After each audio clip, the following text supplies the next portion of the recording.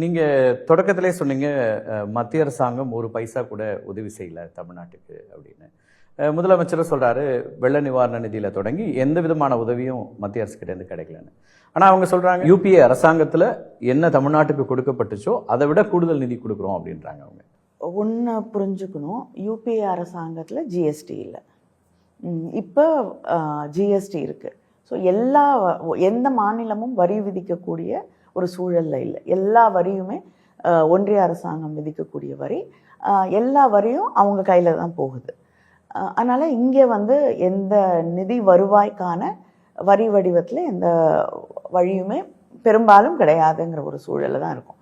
அப்படி இருக்கும் பொழுது யூபிஏ அரசாங்கம் 10 வருஷத்துக்கு முன்னாடி இருந்தது.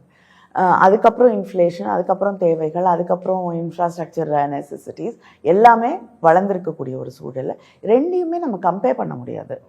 அப்படி இருக்கும்போது ஒரு எக்ஸ்கியூஸாக நீங்கள் திரும்ப திரும்ப திரும்ப இதையே சொல்லிக்கிட்டு இருந்தால், வெள்ள நிவாரணம் எடுத்துக்கோங்க. உத்தரப்பிரதேஷுக்கு கிட்டத்தட்ட ஒரு 240% மேலே வெள்ள அங்கே இருக்கக்கூடிய இயற்கை பேரிடர்களுக்கு மட்டுமே ஒதுக்கப்பட்டிருக்கு. தமிழ்நாடுக்கு எவ்வளோ ஒதுக்கிருக்கீங்க? ஸோ அதை கம்பேர் பண்ணும் போது ஒரு மாநிலத்துக்கும் வளர்ந்த மாநிலம் வளராத மாநிலங்கிறது அது இன்னொரு அந்த ஒரு கான்செப்டே அவங்க சொல்லிட்டு அது சொல்லிட்டு இருக்காங்க. அதை விட்டுடுவோம். இயற்கை பேரிடருங்கிறது ஒன்று தானே. மக்கள் அதில் மாட்டிட்டு கஷ்டப்படுறாங்க.